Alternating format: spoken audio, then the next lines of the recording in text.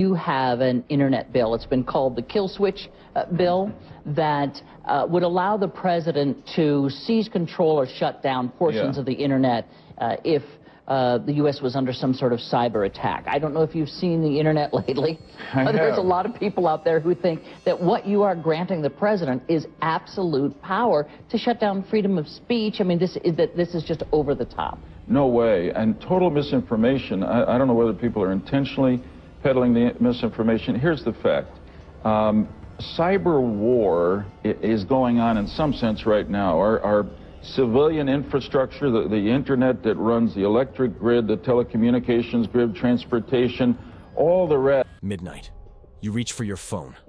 No signal. Your Wi-Fi blinks once, then dies.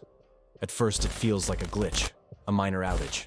But minutes later, your neighbor's lights go dark too. No notifications, no news, no noise. Then you see it. Police radios crackling. Bank screens frozen mid-transaction. Air traffic maps turned blank. The world hasn't gone silent by accident. It's been disconnected. On purpose. Somewhere, deep in a fortified control room, a small panel of officials stare at a red-lit console. The screen asks one question: confirm network shutdown? And they press yes. For decades, the internet has been portrayed as humanity's greatest invention, an unbreakable web of communication linking every corner of the planet. But like all systems of power, its greatest strength is also its greatest vulnerability. Behind the illusion of decentralization lies an uncomfortable truth. The web is far more centralized and far more controllable than anyone wants to believe. Governments around the world have quietly written the right to disconnect their citizens into law. They call it national security readiness, a sterile phrase for something capable of collapsing modern civilization in seconds. This is the story of the internet kill switch, and why the ability to end global communication already exists. The idea began long before TikTok, Facebook, or Twitter ever existed. In the Cold War, communication was the new weapon. Whichever superpower could control the flow of information could control perception, and therefore, truth. But the modern version of the kill switch didn't surface until after September 11, 2001.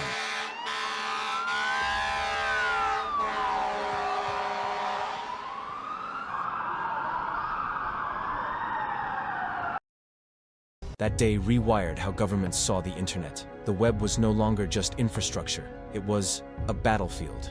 By 2010, US lawmakers drafted the Protecting Cyberspace as a National Asset Act, nicknamed by the press the Internet Kill Switch Bill. The concept was simple and terrifying.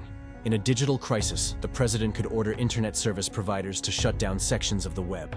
Critics warned it could silence citizens. Supporters said it could save lives. But even after public backlash killed the bill, its ideas lived on. Buried inside executive orders, cybersecurity acts, and infrastructure frameworks. The goal was always the same: absolute digital control during chaos. As cyber attacks increased, so did government paranoia. Every breach, from Sony's hack in 2014 to Colonial Pipeline in 2021, started beginning to run out of fuel as North America's biggest petroleum pipeline races to recover from the cyber attack that has kept it shut since late Friday. Became justification for tighter authority. Telecom giants partnered with the state under resilience programs. What began as emergency coordination quietly turned into dependency. By the 2020s, the once open web had been consolidated into the hands of a few corporations. Google Cloud, Amazon Web Services, and Microsoft Azure host the majority of the world's digital backbone. Those data centers, all 20 or so of them, hold more than 90% of global internet traffic. They are the beating hearts of modern civilization, and they can be unplugged. In the name of network protection, these providers built physical and software-based fail-safes. Firewalls, isolation nodes, partition triggers, digital gates that can wall off nations, companies, or individuals in real time. On paper, it's protection. In reality, it's the perfect choke point. The first real test came in Egypt, January 2011. As protests erupted in Cairo, the Mubarak regime panicked. Within hours, the Ministry of Communications ordered every major internet provider to cut connectivity. So just how does the Egyptian government shut down the internet? Well, basically, experts say it can happen with just a few phone calls. Egyptian authorities, by law, can order service providers to cut the connection at any time. This time, Egypt's big four internet companies did so in compliance with that order. Egypt's 80 million people were plunged into a communications blackout almost simultaneously. Wolfgang Kandek, CTO of IT security firm Qualys, says it was the largest blackout ever of its kind.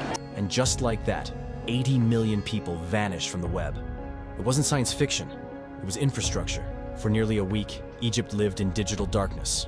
No emails, no social media, no online coordination. The uprising was isolated, silenced in real time. The rest of the world noticed. From Washington to Beijing, analysts began drafting emergency plans for network isolation. The phrase internet kill switch moved from conspiracy theory to policy term. It wasn't about free speech anymore. It was about maintaining order. Soon, other nations tested similar capabilities. Iran, Turkey, India. Entire provinces could be disconnected overnight. Every time it happened, governments called it temporary maintenance. But the maintenance never really ended. Officially, these measures exist to defend against cyber war, terrorism, or catastrophic hacks. But in reality, the lines are blurred, dangerously blurred. Most emergency communication acts give governments sweeping power over private networks during undefined crises. The language is intentionally vague. Phrases like critical functions or public stability. A digital emergency doesn't need to mean foreign attack. It could mean civil unrest, economic panic, or even misinformation trending too fast. The internet kill switch isn't a red button on a single console. It's a system of agreements, backdoors, and automated protocols built into the global network.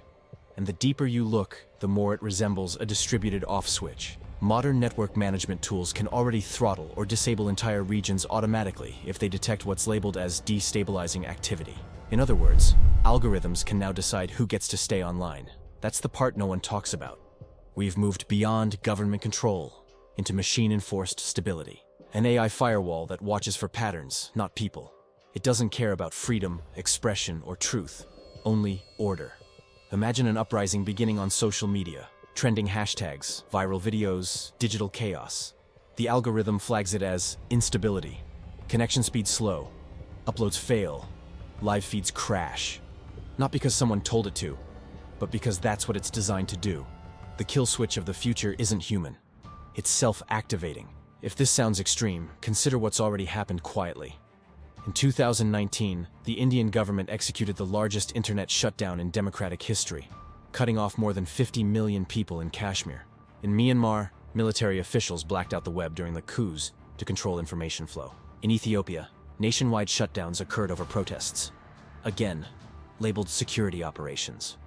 Even in the West, signs are subtle but visible. In the United States, the emergency alert system and wireless emergency alerts give the executive branch direct access to every cell tower. Originally meant for disasters, now capable of locking communication protocols.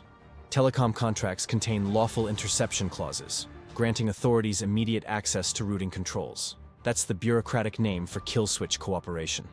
Meanwhile, the physical web, the undersea cables connecting continents, is being militarized. Fleet ships from the US, Russia, and China patrol routes under the pretext of security. In truth, they're preparing for the day control of data equals control of war. And through it all, the public remains distracted by surface-level noise, privacy debates, app bans, new platforms. The real issue, who controls the connection itself, goes unspoken. Because acknowledging it would mean admitting that the internet isn't freedom. It's permission. The next great global conflict might not begin with explosions or invasions. It might begin with silence. A silence so complete it feels unreal. No alerts, no news, no calls, just static. That's the paradox of our age. We built a system meant to connect every mind, and in doing so, handed the power to disconnect it to a few. Maybe the internet was never the open frontier it promised to be. Maybe it was always a controlled experiment, a global nervous system wired for obedience, and maybe that red button was never a myth, only waiting for the right moment to be pressed. Until then, we live on borrowed bandwidth, connected, but never in control.